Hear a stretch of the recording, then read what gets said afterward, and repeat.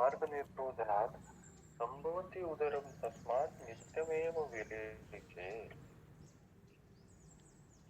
तो जो नित्य विरेचन करना है वो किस प्रकार से करना है, वो विधि में हमने देखा था। बाद में उदर में जो धूम्रपान प्रशस्ति है वो भी हमने देखी थी।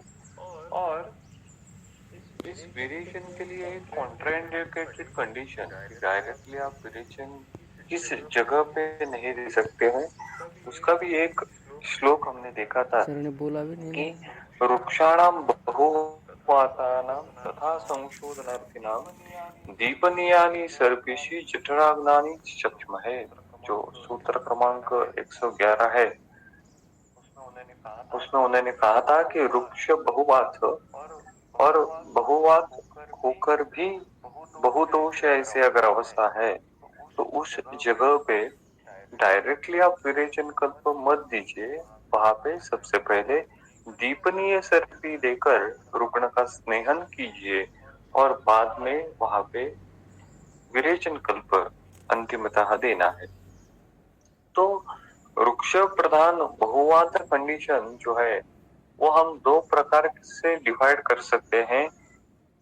एक कंडीशन जो है वो जहाँ पे अत्ययिक अवस्था नहीं है, और दूसरी कंडीशन अगर अत्ययिक अवस्था में रुकना हमारे पास आता है, वृक्ष प्रधान बहुवात कंडीशन वाला, तो उस कंडीशन में हमको वैरेचनिक घृत देना है। विरेचन द्रव्यों से सिद्ध किया हुआ घृत ही उस कंडीशन में डायरेक्टली उस रुग्ण को देना है। तो ऐसे घृत कौन से है, जैसा हमने पिछली बार देखा था, स्नुभिक क्षीर घृत जो है, जो चरक में आया है, या फिर वाग्भटाचार्य जी ने हृतक की घृत नाम का एक घृत यहाँ वहां पे बताया है।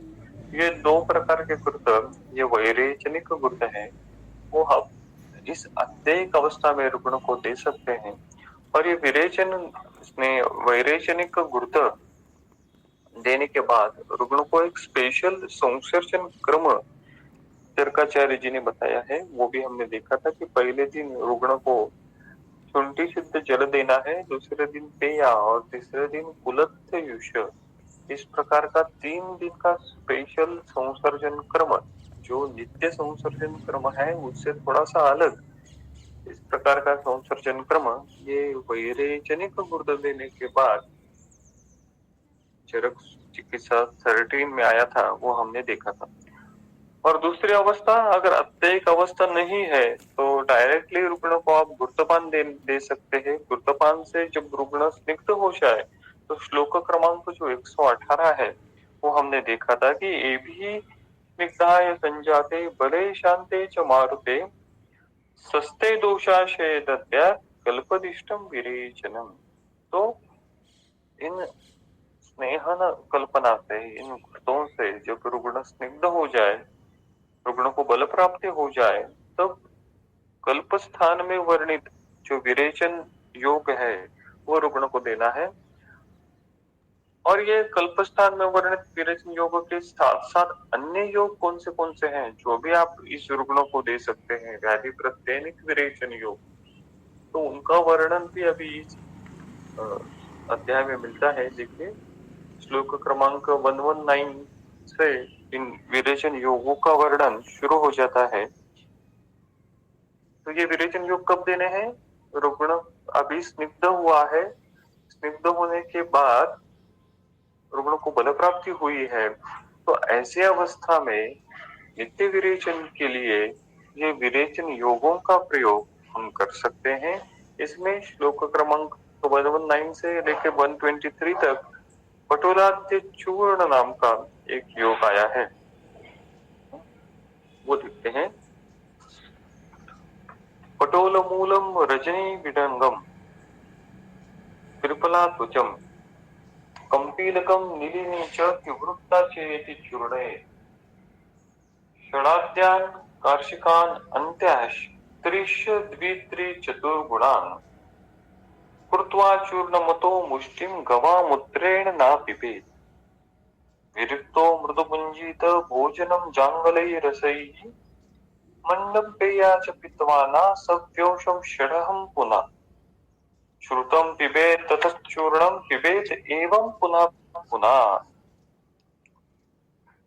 तो इसके बारे में देखिए क्या कहते हैं, ये पटोलाद्य चूर्ण जो है, पटोल, आपको पता होगा कि पटोल ये द्रव्य जो मेडिसिन है वो रसपाचक में भी आती है, रक्तपाचक में भी आती है। पटोलाद्य कषाय नाम का एक जो कषाय है वो कुष्ठ चिकित्सा में हमने देखा है, और दूसरा एक कषाय जो है वो पांडु चिकित्सा में आया है। तो इसी प्रकार से पटोल का जो गामित्व है वो रस और रक्तप है, और तिक्त रसात्मक वो तिक्त रसात्मक वो मेडिसिन है, और वो उसका विरेचन गुणधर्म है। तो ये पटोलाद्य चूर्ण जो है उसमें कौन सी दवाइयां हैं, उसमें पटोल मूल रजनी विडंगम त्रिफला ध्वजम कंपीडकम नीलिनीच तीव्रता चेति चूर्ण। तो इनका चूर्ण लेना है, और वो किस मात्रा में लेना है, षडाद्यान कार्षिकान अंत्याश त्रिश द्वित्रि चतुर्गुणान। क्या कहा उन्होंने, अद्यान षड, अद्यान यानी क्या, पहले पहले 6 जो द्रव्य है वो कार्षिकान लेने हैं। तो पटल मूल से लेके जो पहले 6 द्रव्य आते हैं वो तीव्रता तक वो कार्षिकान, और अंत्यांतरिंच द्वित्रि चतुर्गुणान। तो अंतिमतः जो 3 द्रव्य है वो 2, 3 और 4 पट इस अवस्था में, इस मात्रा में वो लेने हैं। तो अद्यान षड कार्षिकान अंत्यान त्रिनच द्वित्रि चतुर्गुणान कृत्वा। तो ऐसी मात्रा में लेकर उनको सम्मिलित करना है, और अतः मुष्टिम चूर्णम, मुष्टिम मुष्टिम यानी मात्रा, एक पल मात्रा में, और वो चूर्ण जब एक जीव हो जाए, सिंपल चूर्ण है, चूर्ण उस प्रमाण में आपको लेना है, और उस चूर्ण को एकत्रित करते हुए, अब इस चूर्ण की सबसे ज्यादा मात्रा किसकी होगी, फिर तीव्रता की मात्रा सबसे ज्यादा होगी चूर्ण में, क्योंकि वो 4 गुना है। तो ऐसा चूर्ण एक पल मात्रा में लेकर ना गवा मूत्रेण पिबेत, ना यानी पुरुष, उस पुरुष को उदर रोगी को गवामूत्रेण पिबेत, गवामूत्रेण पिबेत, तो यह अनुपान हो गया। तो गोमूत्र के साथ एक पल मात्रा में यह पटोलाद्य चूर्ण जो है वो उस रुग्ण को देना है, उसमें तीव्रता जो है वो ज्यादा मात्रा में है। आगे क्या कहा है देखिए उन्होंने, विरिक्तो, विरिक्तो, तो जब आप ये पटोलाद्य चूर्ण गोमूत्र के साथ रुग्ण को दोगे तो उससे तो विरेचन हो जाएगा। तो ये विरेचन वेग खत्म होने के बाद विरिक्तो क्या करना है, जांगलैहि रसैहि मृदुभुंजित। तो यहाँ पे संसर्जन क्रम किस प्रकार का होना चाहिए उसका थोड़ा सा वर्णन है, कि विरेचन वेग खत्म होने के बाद जांगलैहि रसैहि मृदुभुंजित, जांगल मांस रस रुग्ण को देना है, मंडम पेया च पित्वा, और मंड और पेया रुग्ण को देके आगे उन्होंने क्या बताया, ना सव्यौषम श्रुतम पयाह षडहम पिबेत, ना यानी उस पुरुष को सव्यौषम श्रुतम पयाह, त्रिकटु सिद्ध पय, त्रिकटु से गोदुग्ध सिद्ध करना है, और वो ऐसा त्रिकटु सिद्ध दुग्ध षडहम पिबेत, अहम यानी दिन, षड अहम यानी 6 दिन देना है। तो देखिए ये स्पेशल यहाँ पे इंडिकेशन उन्होंने दिया है, एक स्पेशल वहां पे योग उन्होंने दिया है कि आप जब ये पटोलाद्य चूर्ण गोमूत्र के साथ दोगे उससे विरेचन हो जाएगा, विरेचन के बाद आपको जांगल रस और पेया मंड देना है, और उसके बाद रुग्ण को त्रिकटु सिद्ध जो दुग्ध है ऐसा त्रिकटु सिद्ध दुग्ध क्षणहम पिबेत 6 दिन देना है। और उसके बाद क्या करना है? तथा एवं पुनः पुनः चूर्णम पिबेत। और ये 6 दिन त्रिकटु सिद्ध दुग्ध देने के बाद जब रुग्ण को बल प्राप्ति होती है, तो बल प्राप्ति होने के बाद फिर से एक बार वही चूर्ण का सेवन गोमूत्र के साथ रुग्ण को देना है, रुग्ण को करवाना है। तो दोषातिमात्र उपचयात नित्यमेव विरेचे, तो ये नित्य विरेचन है। डेली विरेचन देना या फिर गैप दे के विरेचन देना। तो यहाँ पे विरेचन दे होने के बाद संसर्जन क्रम स्पेशल बताया है, और ये संसर्जन क्रम करने के बाद फिर से विरेचन योग देना।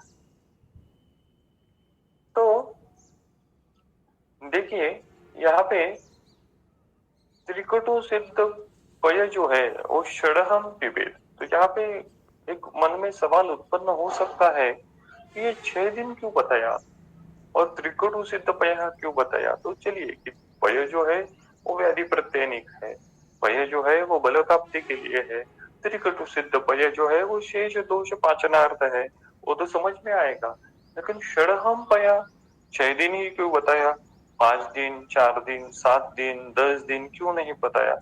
ऐसा सवाल दिमाग में उत्पन्न हो सकता है। लेकिन ये जानने की बात है कि ये इतना वाटर टाइट नहीं है। ये आप छड़ह पया कहा तो इसका मतलब 6 ही दो। षडहम पया कहने का तात्पर्य यह है कि ये विरेचन योग देने के बाद लगभग रुग्ण को बल प्राप्ति होने के लिए 5 से 6 दिन लगते हैं। तो उस 6 दिन तक आपको त्रिकटु सिद्ध पया देना है। लेकिन अंतिमतः बेसिक पैरामीटर कौन सा है? तो बेसिक पैरामीटर यही है कि रुग्ण को बल प्राप्ति होने तक आपको ये त्रिकटु सिद्ध पय देना है। अगर 6 दिन में रुग्ण को बल प्राप्ति नहीं हो पाई कुछ रुग्ण को, तो आपको वो 6 दिन का एक्सटेंड करना पड़ेगा, 7 दिन का, 8 दिन तक वो एक्सटेंड करना पड़ेगा। तो इसीलिए ये जो षडहम पिबेत जो है वो इतना वाटर टाइट नहीं है। जैसा हमने ज्वर चिकित्सा पढ़ते समय लंघन के बारे में पढ़ा था, या आपने वो भी उसका भी चिंतन किया होगा। देखिए ज्वर चिकित्सा स्थान का जो 3रा अध्याय है उसमें अगर आपके पास चरक है तो उसमें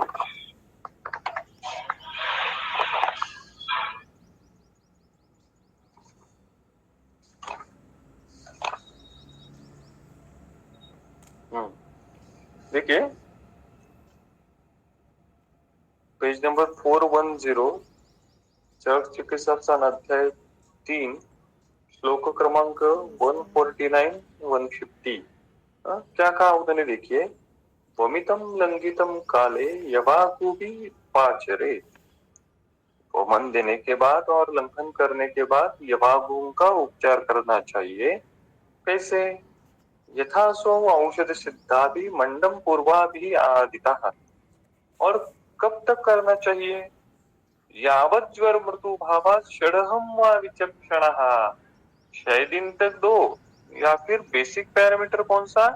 यावत ज्वर मृदु भावा, जब तक ज्वर वेग का प्रशम नहीं होता है तब तक वो औषध सिद्ध यवागु रुग्ण को देनी चाहिए।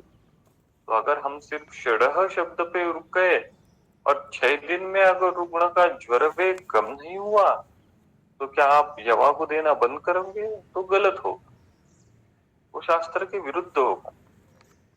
तो ये जो रीडिंग बिटवीन द लाइंस है, ग्रंथकर्तु का अभिप्राय क्या है, वो अभिप्राय हमको समझ में आना चाहिए, नहीं तो हम सिर्फ उस शब्दों में उलझ जाएंगे। तो हमको शब्दों में नहीं उलझना है, उनका बीच का जो अर्थ है उस अर्थ को भी प्राप्त करना है। इसीलिए ये जो त्रिकटु सिद्ध पयः षडहम पिबेत का जो वचन है, इसका कहने का तात्पर्य है कि ये विरेचन योग देने के बाद रुग्ण को फिर से बल प्राप्ति होने के लिए 6 दिन लगेंगे। ऐसा उनका सर्वे है, ऐसा उनका, उन्होंने हजारों पेशेंट पे ये योग देने के बाद उन्होंने ये ज्ञान प्राप्त किया है कि ये योग देने के बाद फिर से बल प्राप्ति रुग्ण को 5 या 6 दिन में होती है। तो उस दरमियान, उस अंतराल रुग्ण को ये त्रिकटु सिद्ध ब्याह देना है।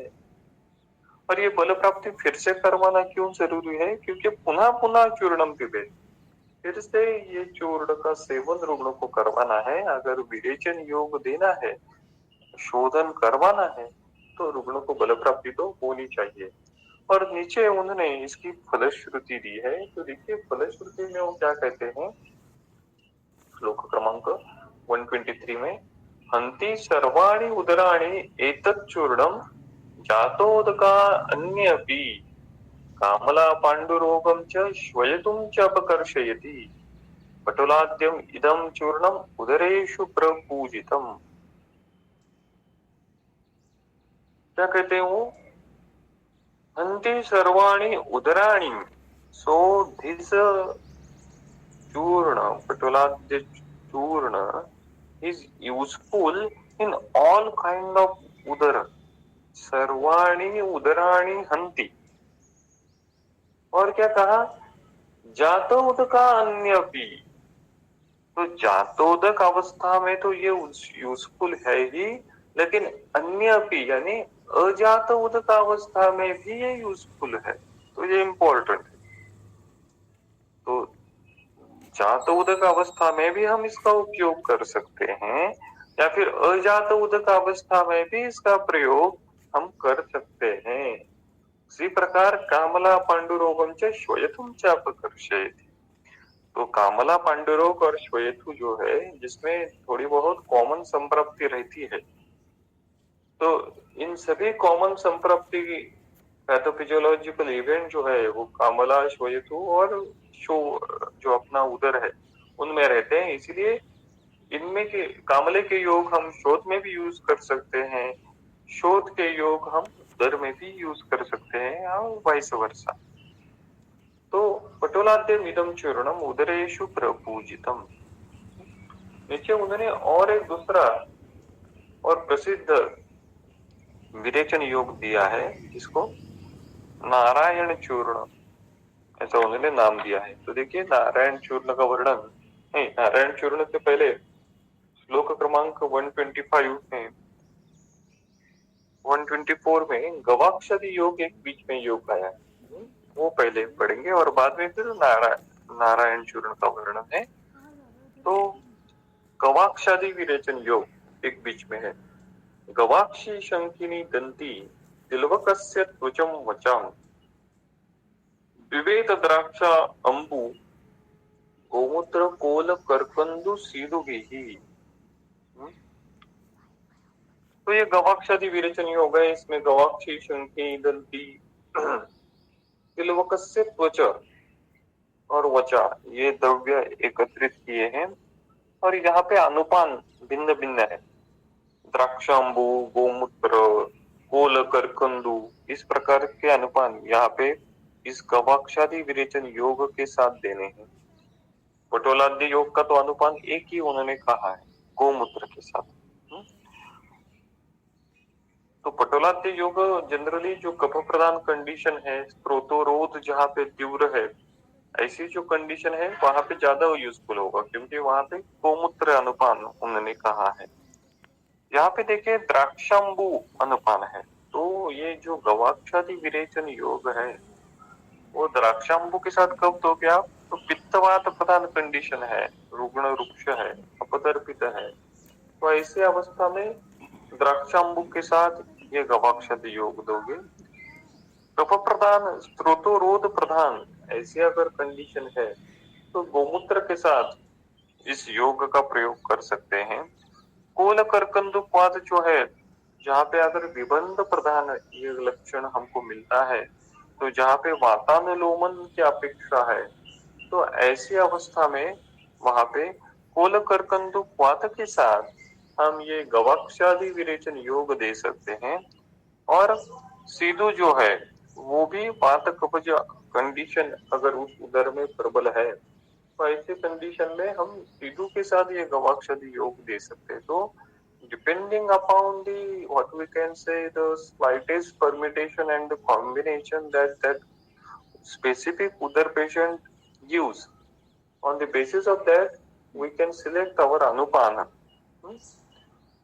तो इसी विषय में उन्होंने नीचे नारायण चूर्ण का वर्णन किया है। तो देखिए, यवानी हपुषा धान्यम त्रिफला च उपकुंजिका कारवी पिप्पली मूल अजगंधा चटी वचा शतावा जीरकम जोशम स्वर्णक्षिरी सचित्रका द्वक्षारो पुष्कर मूलम पुष्टम लवण पंचकम विडंगम च समंशानि दंत्याभागत्रयम तथा तिवृत्त विशाले द्विगुणे सातला स्यात् चतुर्गुणा एतत् नारायणं नामं चूर्णम रोग गणापहम। तो इसमें कौन से द्रव्य आए हैं? जवानी हपुषा धान्य, जवानी हपुषा धान्यम त्रिफला च उपकुंचिका कारवी पिप्पली मूल अजगंधा शटी वचा शतावा चोर जीरकम योषम स्वर्ण क्षीरिम सचित्रका द्वोक्षारो पुष्कर मूलम पुष्टम लवण पंचकम, लवण भी है इसमें, क्षार भी है, विडंगम और विडंग तक ये सब सभी दवाई जो है वो समभाग लेनी है। बाद में क्या करना है? दंत्या भाग त्रयम तथा, दंती जो है वो 3 भाग लेनी है। और क्या करनी है? तिवृत्त विशालादि द्विगुणे, तो दो गुना जो है वो तिवृत्त विशाला, यवानी से लेके विडंग तक समभाग लेनी है। दंती जो है वो 3 भाग लेनी है। तिवृत्त विशाला जो है वो 2 भाग लेनी है। और सबसे ज्यादा इसमें कौन सी घटक द्रव्य है? वो सातला है। वो सातला 4 गुना लेनी है, 4 टाइम्स, चतुर्गुणा वो सातला लेनी है। तो नारायण चूर्ण का प्रधान कंटेंट कौन सा हुआ फिर? ये सातला प्रधान कंटेंट है। तो ये हमको मालूम होना चाहिए। पटोलाद्य चूर्ण का प्रधान कंटेंट कौन सा है? तिवृत्त है, ये हमको मालूम होना चाहिए। हम पटोल कहते हैं, पटोल तो नहीं है वो, पटोल से वो शुरुआत है इसलिए उसको पटोलाद्य चूर्ण था। तो यहाँ पे सातला प्रधान, सातला द्रव्य प्रधान ये नारायण चूर्ण है। तो इनको क्या करना है? एतत् नारायणम चूर्ण। तो देखिए, तो इन सभी द्रव्यों को सम्मिलित करना है उस प्रमाण में, और उसको अच्छे प्रकार से सम्मिलित करते हुए अगर आप रखते हैं तो उसको नारायण चूर्ण नाम का ये योग तैयार हो जाता है। तो ये ओपीडी लेवल पे भी आप तैयार कर सकते हैं, इसमें कोई बड़ी बात नहीं है।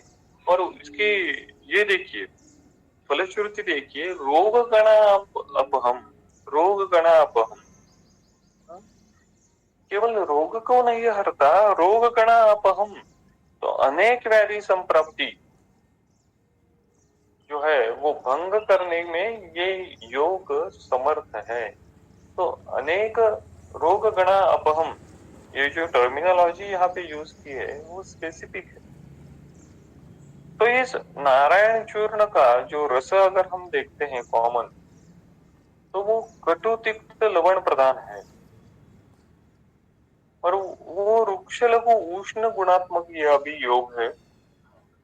और कफ प्रधान सन्निपात बहुदोष की अवस्था में इस योग का प्रयोग हम कर सकते हैं। और तीव्र स्त्रोतोरोध प्रधान अगर कंडीशन है तो वहां पे इस नारायण चूर्ण का प्रयोग किया जाना चाहिए। और इसमें अभी फिर उन्होंने क्या कहा, देखिए श्लोक क्रमांक 129 में, न एतत् प्राप्यति वर्तन्ते रोगा विष्णु इवासुरः, न एतत् प्राप्यति वर्तन्ते रोगा विष्णु इवासुरः। इस प्रकार से विष्णु असुर का नाश करते हैं, उसी प्रकार से ये जो नारायण चूर्ण नाम का जो योग है वो असुर रूपी रोगों का नाश करते हैं। तो कहने का तात्पर्य ये है कि ये अनुपत्तिकर अरुद्धिकर भी योग है। तो कई कई बार ऐसा होता है ना कि उधर तो कम हो गया, उदरस्थ जल संचिति भी कम हो गई, लेकिन बाद में फिर से एक बार ये जल संचिति होने की आशंका अगर रुग्ण को रहती है या फिर वैद्य को भी रहती है कि बाद में फिर से एक बार यहाँ पे जल संचिति न हो जाए, ऐसी अवस्था में भी आप बीच बीच में ये नारायण चूर्ण नाम का जो विरेचन योग है वो रुग्ण को दे सकते हो। तो नैतत् प्राप्यति वर्तन्ते रोगा विष्णु इवासुरः, और नीचे उन्होंने इस नारायण चूर्ण के विभिन्न अनुपानों का वर्णन किया है। सक्रेण उदर उदरिभिः पेयम गुल्मिभिः बदराम गुनाः। तो उदर की अवस्था में ये नारायण चूर्ण जो है वो तक्र के साथ देना है। तो तक्र के साथ क्यों देना है, तो इस पे और चिंतन होना अपेक्षित है कि नारायण चूर्ण उदर रोगों में तक्र के साथ देने को कहा है। तक्र वृक्ष है, अपतर्पक है, स्त्रोतोशोधक है। तो ऐसे तक्र के साथ ये नारायण चूर्ण जो है वो उदर में देना है और गुल्म में बदर के साथ देना है। हा? बदराम्बुना, तो बदर जो रहता है वो स्निग्ध वातानुलोमन रहता है। तो जहाँ पे वातानुलोमन और रुक्षित रुग्ण है वहां पे आपको बदराम्बुना के साथ ये नारायण चूर्ण का आप प्रयोग कर सकते हो। फिर क्या कहा उन्होंने, आनंदवात सूर्या, अनाहवात जैसी कंडीशन है तो उसमें सूरा के साथ देना है। तो यहाँ पे आनंदवात कंडीशन है और सूरा का प्रयोग है, यानी आपको अगर अधिक भेदन अपेक्षा करनी है, भेदन की ज्यादा अपेक्षा है, तो ऐसी अवस्था में ये नारायण चूर्ण का योग सूरा के साथ देने को उन्होंने कहा है। फिर वात रोगे प्रसन्नया, वात व्याधि में भी आपको अगर विरेचन करवाना है तो उसमें ये नारायण चूर्ण प्रसन्ना के साथ देना है। तो प्रसन्ना जो रहती है वो सूक्ष्म स्रोतोगामी रहती है, तो इस प्रसन्ना का सूक्ष्म स्रोतोगामित्व ये गुणधर्म यहाँ पे यूटिलाइज किया है और इसीलिए वो वात व्याधि में युक्त है। फिर उन्होंने कहा दधि मंडे न विट संगे,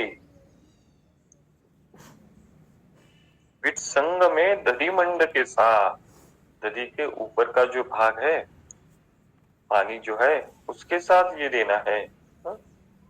तो दधि मंड जो रहता है वो पार्थिव है, स्निग्ध है, अनुलोमन करने वाला है, उसका गामित्व है पक्वाशय पे, तो इसीलिए ये नारायण चूर्ण वित्संग में मलबद्ध जैसी कंडीशन में दधिमंड के साथ देने को कहा है।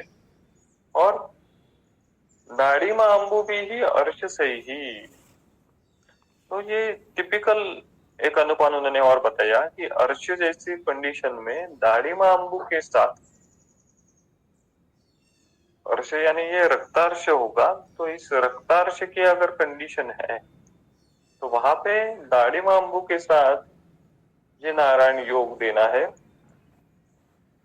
फिर परिकर्तिके सरुक्षाम्ल उष्णाम्बु भी अजीर्ण के, परिकर्तिका अगर है, फिशर जैसी अगर कंडीशन है तो उसमें रुक्षाम्ल के साथ, रुक्षाम्ल क्वाथ के साथ, रुक्षाम्ल अंबु के साथ उसको देना है। तो रुक्षाम्ल हमको मालूम है कि वो मूढ़ वातानुलोमन करने वाला मेडिसिन है, तो वो यहाँ पे मूढ़ वातानुलोमन अपेक्षित है, अम्ल द्रव्य अपेक्षित है, तो ऐसी अवस्था में परिकर्तिका जैसी अवस्था में उसके साथ ये नारायण योग देना है। उष्णाम्बु भी ही अजीर्ण के, अजीर्ण में उष्णाम्बु के साथ देना है, ये तो ठीक है। भगंदरे पांडुरोगे श्वासे कासे गदक रहे, तो कौन सी अवस्था में ये आप दे सकते, तो देखिए तो ये विभिन्न प्रकार के अनुपानों का वर्णन यहाँ पे उन्होंने किया है। तो ये भी थोड़ी सी चिंतन करने की बात है, वैद्य ने इस पे और थोड़ा चिंतन करना चाहिए कि क्या अनुपानों का महत्व किस प्रकार से है, इस स्पेसिफिक अनुपान उस व्याधि कंडीशन में क्यों बताए। तो तत्त व्याधि संप्राप्ति गामित्व और उस स्त्रोतोरोध को भंग करने का सामर्थ्य उस अनुपान में है। ये तो तय है। अनुपान क्या करता है? उस योग को उस संप्राप्ति अधिष्ठान तक लेके जाता है, उसमें वो समर्थ है। तो उस गामित्व उत्पन्न करने के लिए तो ये स्पेसिफिक अनुपान का महत्व है। तो इस पे और थोड़ा सा रिसर्च, इस पे और थोड़ा सा चिंतन करना चाहिए। और एक ही कल्प जो है वो विभिन्न अवस्थाओं में हम किस प्रकार से यूज कर सकते हैं, इस पे और थोड़े सी प्रैक्टिकल हमने अगर यूज किया और हर इस पे और थोड़ा चिंतन किया तो उन्होंने जो उसकी फलश्रुति में कहा है कि रोग गणापहम, तो एक ही योग अनेक व्याधियों में शोधन करने के लिए उपयुक्त। इस योग का प्रयोग हम अच्छी प्रकार से कर सकते हैं। तो उसकी फलश्रुति में नीचे और वो कहते हैं कि भगंदरे पांडुरोगे श्वासे कासे गलत ग्रहे रुद्रोगे ग्रहणी दोषे कुष्ठे मंदे अनले ज्वरे। तो ऐसी सभी अवस्थाओं में जहाँ पे विरेचन करवाना अपेक्षित है, जहाँ पे शोधन करवाना अपेक्षित है, पक्वाशय शोधन अपेक्षित है, तो ऐसी सभी अवस्थाओं में आप नारायण चूर्ण जो है उसका प्रयोग कर सकते हैं। तो फिर यहाँ पे सवाल उत्पन्न हो सकता है कि रुद्रोग में कौन से अनुपान के साथ दो, ग्रहणी दोष में कौन से अनुपान के साथ, तो वो वैद्य ने उस पे सोच विचार करना है, वैद्य ने उस पे चिंतन करना है। तो रुद्रोग में कौन से उदावर्त जन्य रुद्रोग है तो अम्ल रसात्मक अनुपान वहां पे चाहिए। ग्रहणी दोष है तो वहां पे तक्र भी आप दे सकते हो, उष्णाम्बो भी दे सकते हो। तो इस पे थोड़ा सा चिंतन करते हुए वैद्य ने खुद ही जो विभिन्न और व्याधि कंडीशन है उस पे अनुपानों पे और चिंतन करना चाहिए। रुद्रोगे गृहिणी दोषे कुष्ठे मंदे तथा अनले। और नीचे उन्होंने कहा दृष्टा विषय मुद विषय स करे कृत्रिमे विषय। तो देखिए, तो विष चिकित्सा या फिर विष प्रयोग में भी ये कल्प जो है वो उपयुक्त है। द्रष्टा विष, मूल विष, गर विष और कृत्रिम विष। विष चिकित्सा आपने अगर पढ़ी है तो उसमें शोधन चिकित्सा भी है। तो वो शोधन करने के लिए ये नारायण चूर्ण का प्रयोग हम कर सकते हैं द्रष्टा विष में, मूल विष में। और हमारे लिए प्रैक्टिकली आज की परिभाषा में उपयुक्त कौन सा है? गर विष और कृत्रिम विष। तो इस गर विष और कृत्रिम विष में ये नारायण चूर्ण जो है वो उपयुक्त है। तो विष चिकित्सा ये आशु चिकित्सा है। द्रष्टा विष की आपको चिकित्सा करनी है या फिर मूल विष की चिकित्सा करनी है तो वो आशु करनी पड़े। तो ऐसी आशु चिकित्सा करने की जहाँ पे अवस्था है उस अवस्था में भी ये नारायण चूर्ण उपयुक्त है। और हमको मालूम है कि इस विष का परिणाम जो है द्रष्टा विष का, मूल विष का या फिर गर विष का, वो कौन से धातु पे ज्यादा होता है? वो तो रक्त धातु पे उसका परिणाम, उसका प्रभाव ज्यादा होता है, रक्त दुष्टि ज्यादा होती है। तो विष के कारण रक्त दुष्टि जहाँ पे ज्यादा हुई है ऐसी सभी अवस्थाओं में रक्त शोधन करने के लिए ये नारायण चूर्ण का प्रयोग हम कर सकते हैं। इसीलिए विरुद्धाद्यशन अजीर्णाशन जन्य जो कुष्ठ होता है तो उस कुष्ठ में भी आप ये नारायण चूर्ण का प्रयोग कर सकते हैं। तो एतत् नारायणम चूर्णम। तो फिर उन्होंने इसी संदर्भ में, इसी कंटिन्यूटी में हपूषाद्य चूर्ण नाम का और एक विरेचन योग आगे बताया है। हपूषा कांचन क्षीरिम त्रिफला कटुकरोहिणीम नीलिनी त्रायमाणाम च सातलाम तिवृत्ताम वचाम सैंधवम काल लवणम पिप्पलिं चेति चूर्णेत। तो ये सभी चूर्ण जो है वो एकत्र करके उनको सम्मिलित करना है। तो उसके अनुपान भी उन्होंने नीचे दिए हैं। दाढ़िमा त्रिफला मौसरस मूत्र सुखोदकैः पेयोऽयं सर्वगुल्मेषु लीहि सर्व उदरेषु च। देखिए इसके अनुपान कौन से हैं? दाढ़िमा त्रिफला मौसरस मूत्र सुखोदकैः पेयोऽयं। तो कौन सा अनुपान कहाँ पे यूज करना है, ये तो वैद्य की युक्ति है। वो दोष दुष्य संदर्भ देखते हुए वैद्य ने उसका प्रयोग करना चाहिए, अनुपानों का सिलेक्शन करना चाहिए। सर्व गुल्मेषु सभी प्रकार के गुल्म में, लिहि सर्व उदरेषु च, तो सर्व उदर भी कहा उन्होंने और प्लीह भी कहा। तो प्लीह अलग से उन्होंने उल्लेखित किया। तो प्लीह रोग में जो विरेचन करना है तो यह अपुषाद्य चूर्ण वहां पे उपयुक्त है। और श्वित्रे कुष्ठे सरुजके सबाते विषमाग्निषु। तो श्वित्र में, कुष्ठ में और जहाँ पे शूल प्रधान वात व्याधि ऐसी कंडीशन है, ऐसी अवस्था में शोतहर्ष पांडु रोगेषु कामलायाम हलीम के वात पित्तम कफम चाशु विरेका संप्रसादये। तो ये हपुषाद्य चूर्ण नाम का जो योग है वो तिक्त कटु रसात्मक है, अल्प लवण उसमें है। और देखिए वात पित्त कफम च आशु विरेका संप्रसादये, तो त्रिदोषों पे ये काम करता है। अगर दुष्य की परिभाषा में देखें तो ये कोष्ठ, रक्त और मांस, इन पे इसके एक्शन ज्यादा है। रक्त और मांस पे इसकी एक्शन ज्यादा दिखती है। तो पित्त प्रधान ज्यादा अवस्था है, कोष्ठ रक्त मांस पे आपको ज्यादा काम करना है, तो ये अपुषाद्य चूर्ण आप सिलेक्ट कर सकते हो। हालांकि ये नारायण चूर्ण से उसकी पोटेंसी थोड़ी सी कम है, उसके वीर्य तो थोड़ा सा कम है। आगे उन्होंने नीलिनाद्य चूर्ण नाम का एक चूर्ण दिया। ये भी विरेचन योग है। निलिनी निचुलम योषम द्वक्षारो लवणानि च चित्रकम च पिबेत चूर्णम सर्पीशः उदरगुल्मनुत। तो देखिए निलिनी निचुलम, निचुलम यानी क्या, समुद्र फल जिसको कहते हैं।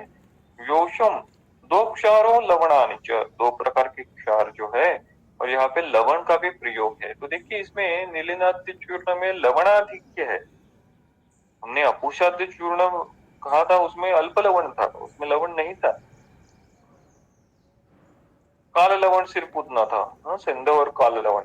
लेकिन इसमें लवण है, क्षार है, तो इसमें लवणाधिक्य है। तो जहाँ पे लवण रस का प्रयोग ज्यादा अपेक्षित है, ऐसी अवस्था में आप ये नीलिनाद्य चूर्ण से विरेचन कर सकते हैं। क्योंकि ये लवण होने के कारण ये रुक्ष प्रदान हो गया। तो रुक्ष, शीत और खर, इन गुणों के कारण अगर वायु बढ़ता है तो उसमें ये नीलिनाद्य चूर्ण आप यूज कर सकते हो। जहाँ पे रुक्ष गुण उद्भूत स्त्रोतोरोध प्रदान संप्राप्ति होती है कि अपतर्पण जैसी अवस्था है, रुक्ष गुण प्रधान अवस्था है, और ऐसी रुक्ष गुण प्रधान अवस्था में स्त्रोतरोध उत्पन्न हुआ है रुक्षता के कारण।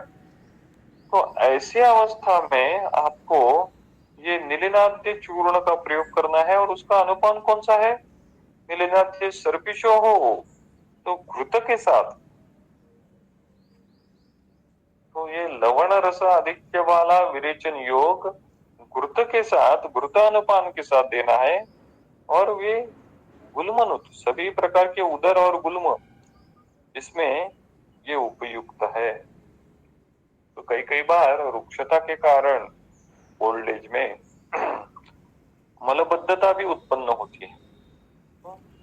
तो इस मलबद्धता में भी आप ये जो नीलिनाद्य चूर्ण जो है वो सर्पी के साथ उसका प्रयोग कर सकते हैं। देखिए उसका और एक अलग कंटेस्ट में रेफरेंस आया है चरक के संस्थान का, जो 15वां अध्याय है उसमें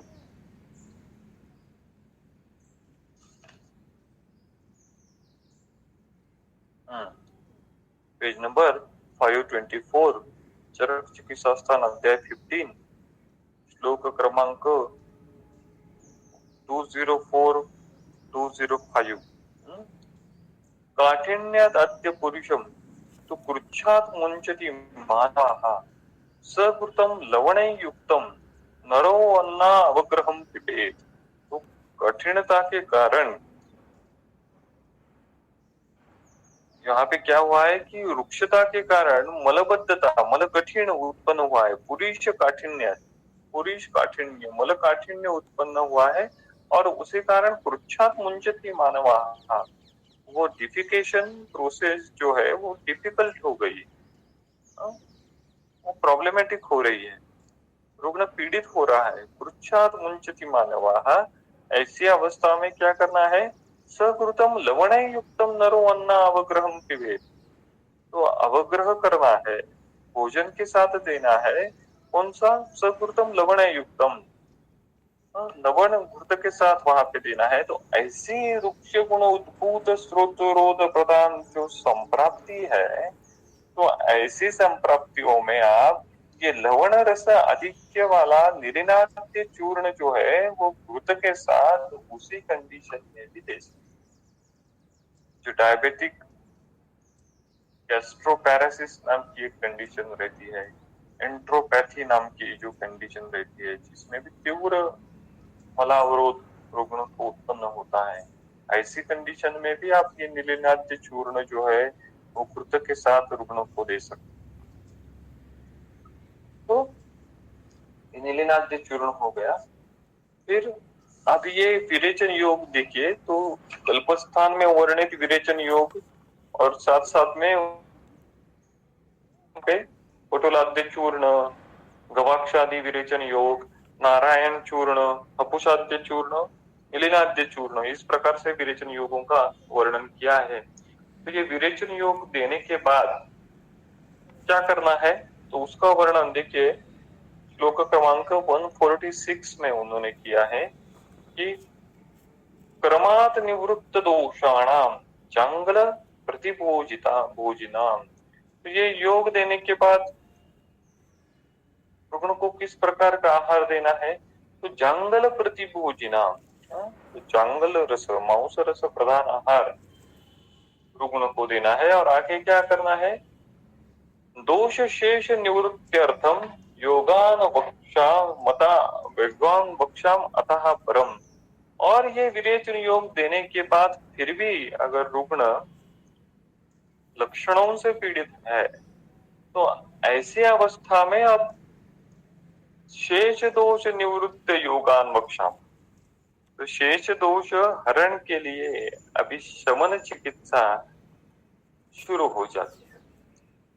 तो सामान्य चिकित्सा में जो प्रधान शोधन उपक्रम है विरेचन का, वो यहाँ पे अभी खत्म हुआ. और अभी ये विरेचन योग खत्म होने के बाद शेष दोष की, लीन दोष की, जो अवशिष्ट दोष है उसकी चिकित्सा करने के लिए अभी कौन से योग विरेचन पश्चात आपको देने हैं. तो ऐसे योगों का वर्णन अभी उन्होंने नीचे किया है श्लोक क्रमांक 147 से. तो वो भी अभी पढ़ेंगे कि चित्रक अमर दारुभ्याम कलकम क्षीरेण ना पिबेत मासम युक्तम तथा हस्ति पिप्पली विश्व भेजम. क्या कहा उन्होंने? देखिए, ना यानी अस्मत् का स्वरूप है वो, यानी पुरुष को. मासम युक्तम यानी 1 महीना तक. चित्रक अमर दारुभ्याम कलकम क्षीरेण पिबेत. विरेचन हो गया, रुग्ण अभी आपके रुग्णालय से डिस्चार्ज प्राप्त कर लिया, उदर में जो जल संचिति थी वो भी कम हो गई.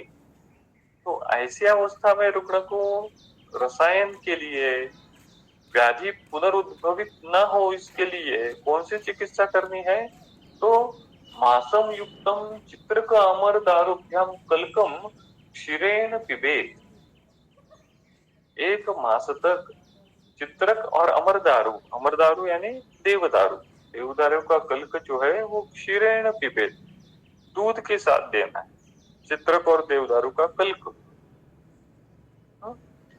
तो कफवात प्रधान कंडीशन है, कफावृत वात जैसी कंडीशन है, वो अगर विरेचन के बाद भी रहती है तो ऐसी अवस्था में ये चित्रक देवदारू का कल्क जो है वो दूध के अनुपान के साथ एक मास तक रुग्ण को सेवन करने को कहना है।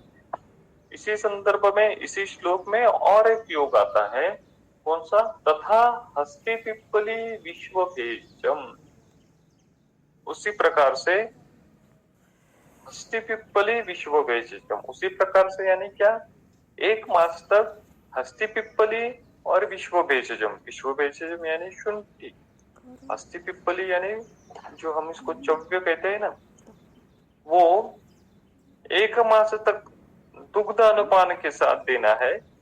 तो ये भी कफवात प्रधान जहाँ पे संतर्पण की अपेक्षा है, तो वहां पे हम ये दो प्रकार के योग जो है वो दे सकते हैं।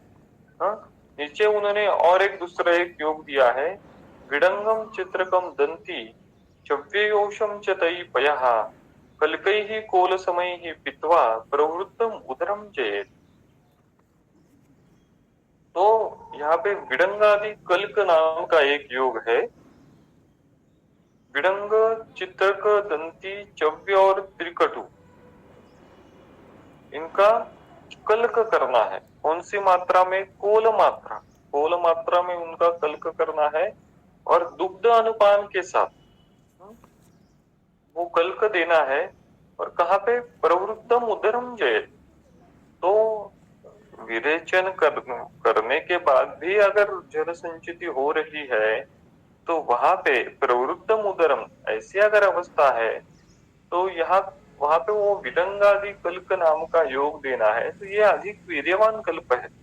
ऊपर के दिए हुए चित्रक अमरदारूप्यम कल्कम है या फिर हस्ति पिप्पली विश्व भेषजम कल्क है, इनके कंपैरिजन में ये जो विडंगादि कल्क नाम का जो योग है, वो विडंगादि कल्क नाम का योग ये ज्यादा पोटेंट है। तो जहाँ पे रिपीटेडली अगर फ्लूइड एसिमुलेट हो रहा है विरेचन देने के बाद भी, तो ऐसी अवस्था में आप ये अधिक वीर्यवान प्रवृत्तम उदरम जय ऐसी फलश्रुति जहाँ पे वर्णित है, ऐसा विडंगादि कल्क दे सकते हैं। नीचे उन्होंने कहा पिबेत कषायम त्रिफलादंती रोहितकैः श्रुतम योषक्षारयुक्तम जीर्णे रसे अद्यातु जांगलैः।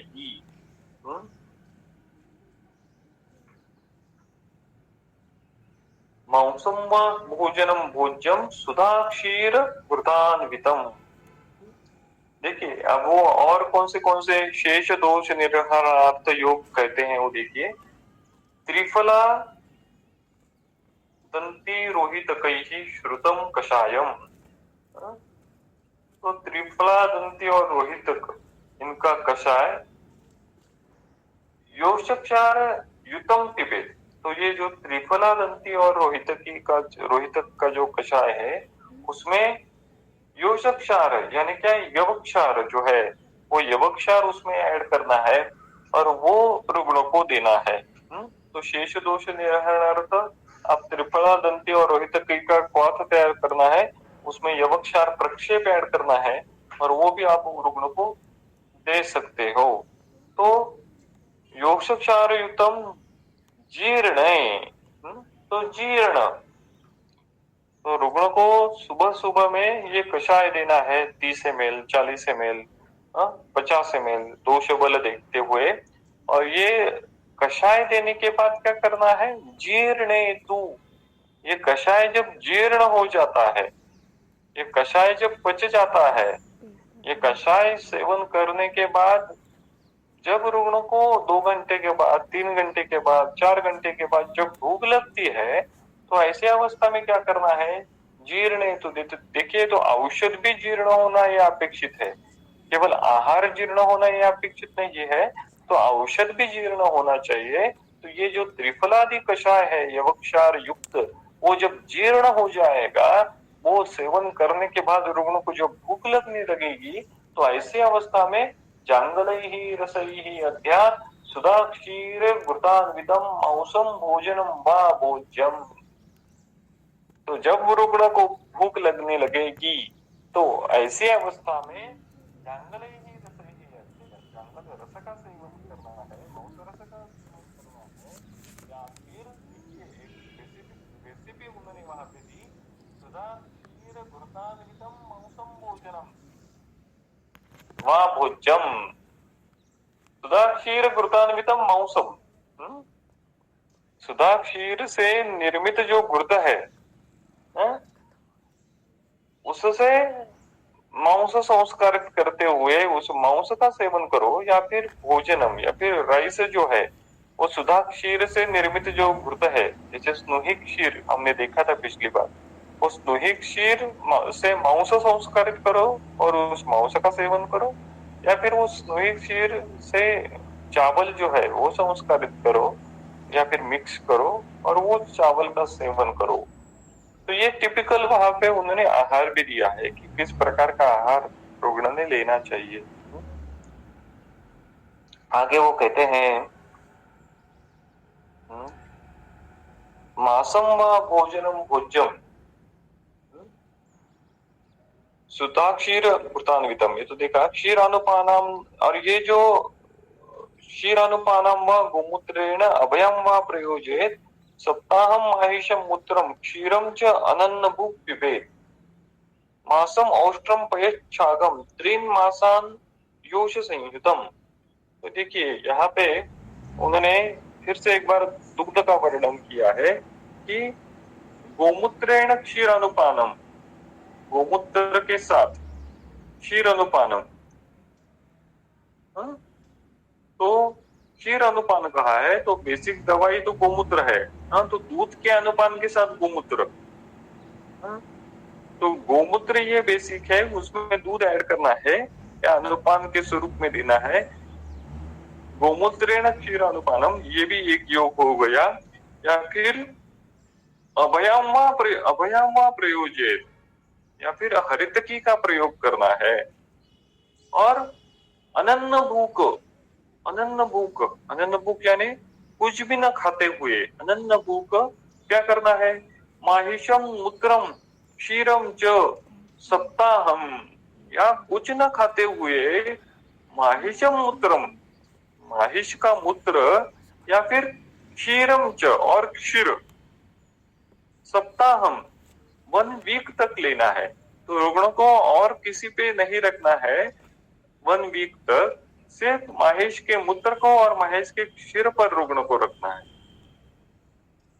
तो देखिए ये कौन सी चिकित्सा चल रही है, ये चिकित्सा विरेचन पश्चात चल रही है, शेष दोष शमनार्थ। ये शेष दोष शमनार्थ की चिकित्सा में एक योग आया है ऐसा कि रुग्णों को अनन्न भूख रखते हुए माहिष मूत्र का और क्षीर का प्रयोग, माहिष क्षीर का प्रयोग 1 सप्ताह तक करना है। हम गोमूत्र का और गोदुग्ध का विचार करते हैं, लेकिन यहाँ पे स्पेसिफिकली माहिष मूत्र का और क्षीर का उन्होंने उल्लेख किया। तो उसकी क्या स्पेसिफिसिटी है, उसका क्या विचार है कि यहाँ पे माहिष मूत्र का ही उन्होंने विचार किया है कि माहिष मूत्र और दुग्ध 1 वीक तक लेने को उन्होंने कहा है। और इसी संदर्भ में वो आगे कहते हैं औष्ट्रम पयम मासम, अगर आपको औष्ट्र का पय मिलता है, कुंडली का दुग्ध मिलता है, वो तो व्याधि प्रत्यय नहीं है, वो तो 1 मंथ तक आपको लेना है। तो माहिष का मूत्र या फिर माहिष का दुग्ध 1 महीने तक आपको 1 वीक तक लेना है, और औष्ट्र का जो पय है वो 1 महीने तक लेना है। तो ये क्या है, ये नैमित्तिक रसायन है। व्याधि संप्राप्ति जो मेन है वो भंग होने के बाद में इस प्रकार की रसायन चिकित्सा आपको करनी है। और छागम 3 मासान योष संयुतम पिबेत्, और आपको अगर छाग दुग्ध मिला है तो वो छाग दुग्ध 3 मास तक रुग्ण को देना है। तो इस प्रकार से इसकी योजना, दुग्धपान की योजना शेष दोष शमनार्थ, तो विरेचन जब चल रहा है तो विरेचन चलते समय भी आप दुग्धपान दे सकते हो। विरेचन पश्चात शेष दोष शमनार्थ भी 1 वीक तक, 1 महीने तक, 3 महीने तक उस दुग्ध के अनुसार आप उसकी रुग्ण की चिकित्सा कर सकते हो। आगे उन्होंने कहा, हरितकी सहस्त्रम क्षीराशिवा शिलाजतु, शिलाजतु विधानेन गुग्गुलम वा प्रयोजयेत्। तो हरितकी सहस्त्रम वा, सहस्त्र हरितकीन का सेवन करना, क्षीराशी व शिलाजतु, और केवल क्षीर आसन करते हुए, केवल क्षीर पे रहते हुए शिलाजतु का सेवन करना। ऊपर जो क्षीराशी बताया है 1 वीक तक, 1 मास तक, 3 मास तक, तो उसी प्रकार से रहते हुए अनन्न भूख अवस्था में केवल क्षीर भोजन करते हुए शिलाजतु का सेवन करना। और शिलाजतु विधानेन गुग्गुलम प्रयोजित, और उसी प्रकार शिलाजतु विधान से, यानी कि उसी प्रकार क्षीराशी रहते हुए गुग्गुल का भी सेवन आप कर सकते हो। तो हरितकी सेवन, शिलाजतु सेवन, जो रसायन चिकित्सा प्रकरण में आया है शिलाजतु रसायन, तो वो विधि के अनुसार भी आप शिलाजतु का सेवन कर सकते हो, गुग्गुल का सेवन कर सकते हो। तो ये नैमित्तिक रसायनों का वर्णन यहाँ पे शेष दोष समनार्थ उन्होंने दिया है। नीचे वो कहते हैं, श्रृंगवेर अद्रक रसः पाने क्षीर समो हितः तैलम रसेन सिद्धेन तेनेव दशगुणेन वा। तो क्षीर सम यानी कि दूध के समान मात्रा में, श्रृंगवेर अद्रक रसः यानी कि अदरक का रस जो है वो दूध के समान लेते हुए पाने हितः, वो क्षीरपान के लिए, वो पान के लिए हित है। तो अदरक रस और दुग्ध समान मात्रा में सम्मिलित करते हुए वो रुग्ण को बाद में शेष दोष शमनार्थ आप दे सकते हो। तेनेव दशगुणेन रसेन सिद्धम तैलम वा, और उसी प्रकार से 10 गुना अदरक रस से तैल सिद्ध करना है। तो तिल का तेल लेना है, और तिल का तेल 10 गुण, 10 पट जो है वो अदरक रस से सिद्ध करते हुए उस तेल का भी सेवन आप कर सकते हो। तो इसी प्रकार से उन्होंने शेष दोष शमनार्थ जो है, वो शेष दोष शमनार्थ कुछ कुछ चिकित्सा यहाँ पे बताई है। इसी विषय में आगे जो है तो कुछ कुछ अवस्थिक योग भी उन्होंने बताए हैं। जैसे कि कुछ कुछ योग, अवस्थिक योग आते हैं इसी श्लोक में। देखिए, अगर प्रतिलोमित वात जो अगर रुग्ण होता है, रुग्ण को प्रतिलोमित वात होता है तो क्या करना है। श्लोक क्रमांक इसी अध्याय में अभी इसी 169 जो है, 169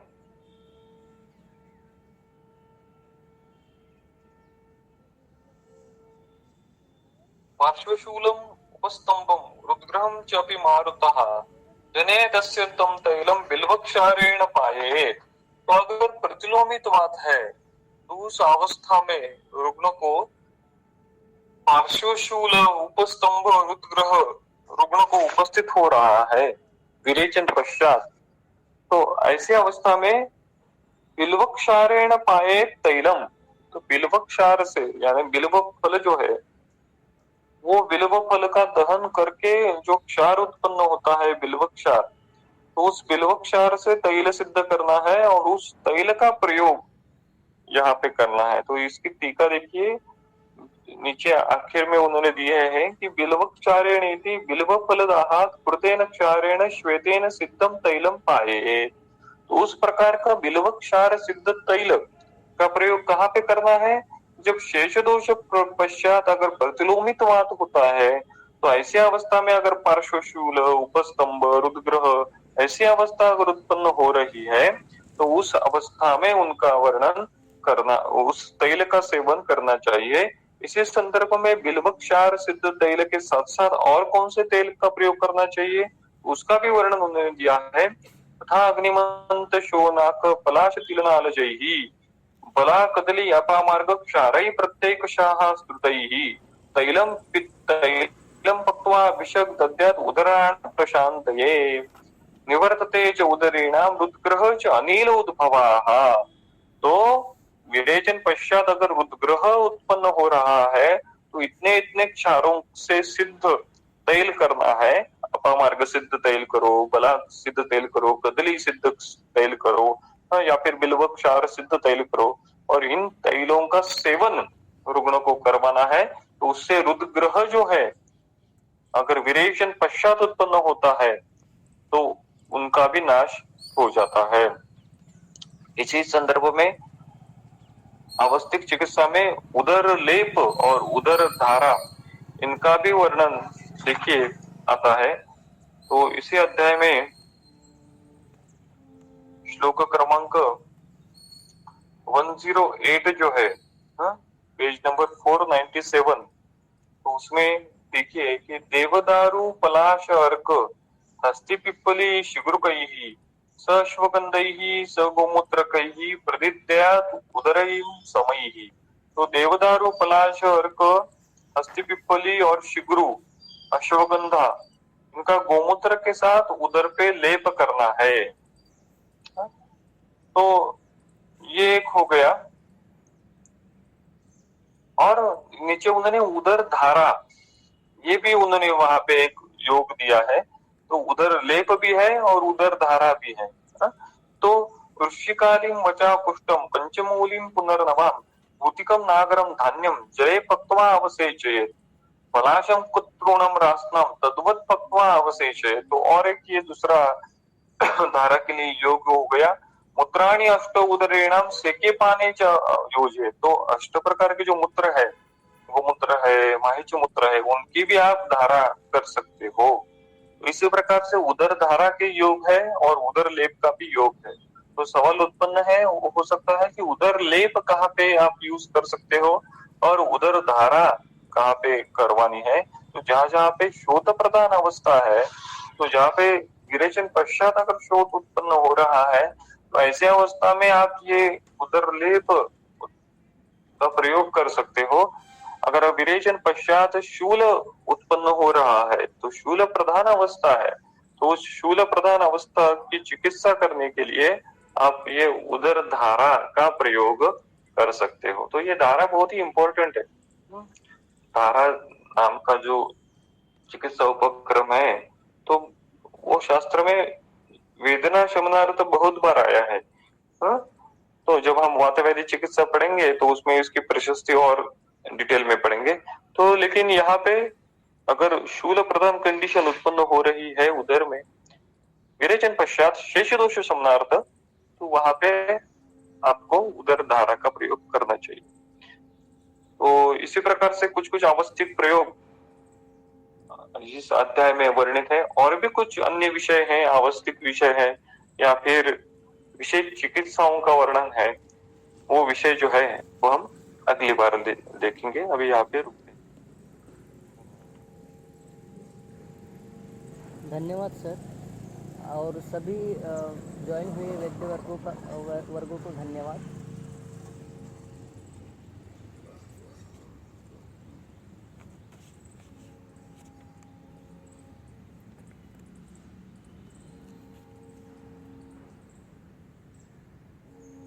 यार तुम मुझे डबल काम दिए। कहेगा अरे मेरे पास ही होते तो मैं करके भी हो जाता। किया ना मैंने, तो वही तो बोल रहा ना। कितना किया, सब हो गया। वाकबट का नहीं हो रहा ना, वाकबट का लिखना पड़ेगा ना, वाकबट का ये बरा लाना पड़ेगा। तो मैं करती हूँ।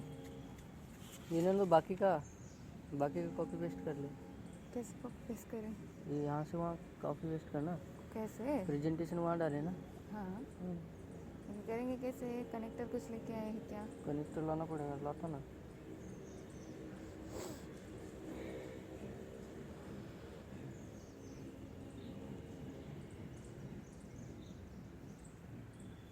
आज फिटनेस केक भी नहीं आना चाहिए। बराबर से वो 5 नंबर पर बैठ के कर सकते। हो गए पेज का ऑलमोस्ट सब भी हो गया। सर्व शादी मेरा भी पूरा हो गया, पूरा सुश्रुत का 2 चल रहा है बस, इस रूट का चरक के हो गए। कितना बजा? 8:10। मेरा जी तो अभी तक गए ही नहीं है। गया ना भाई गाड़ी से? कौन मनीषा है ना? गई?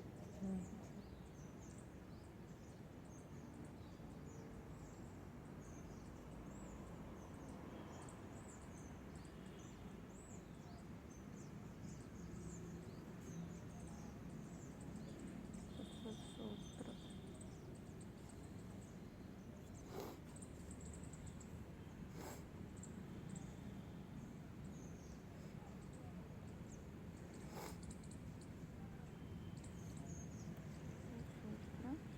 ये ले कर ले। दूँ क्या? कैसे? कैसे मतलब? कनेक्टर से। कनेक्टर कहाँ है? तो लाना पड़ेगा ना। हाँ चलना तो उधर जाते वहाँ बैठ के।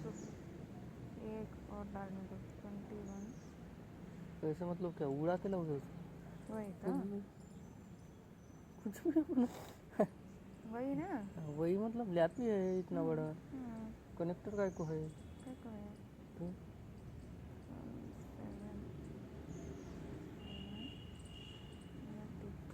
जस्ट ऐसे डाले तो मैं कैसे निकालती हूँ? ये इंसान क्या समझते रहे? इसमें अभी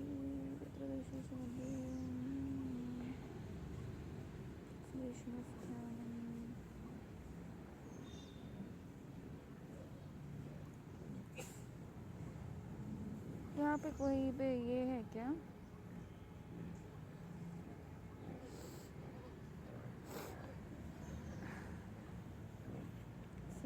$67.70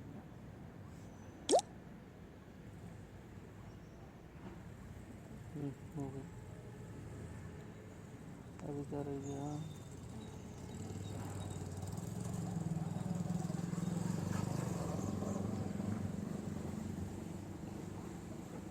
ये पहले कर ले फिर और टाइम होगा चल। 1 मिनट लगा, ये हो गया।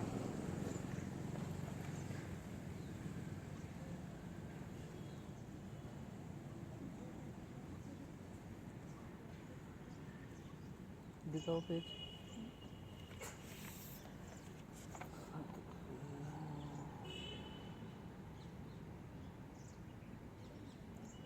चनी सुनी चनी साधना इसका नहीं लिखा फोटो नहीं चनी चनी वो नहीं भी मेरा वाला दे। चाने सूसू है।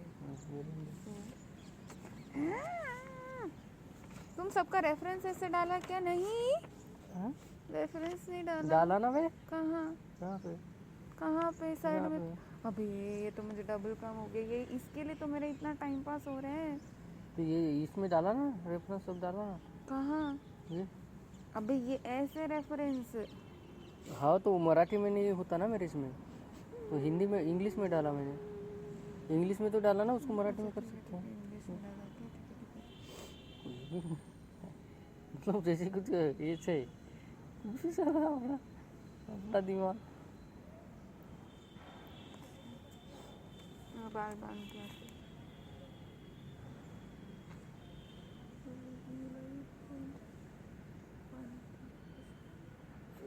चरक चरक चरक चरक चरक चरक चरक। 8:30 गया तो भी अपना हो जाता, फिर भी जाएंगे।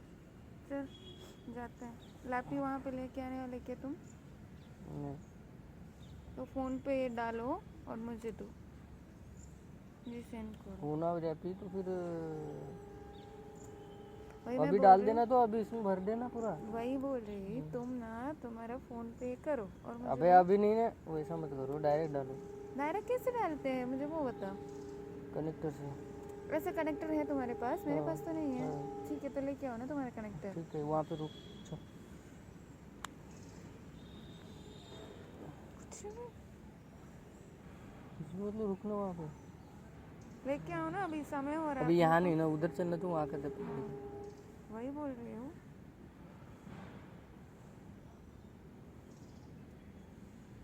अभी राउंड्स भी देना है, क्या क्या करें अभी। यहाँ बस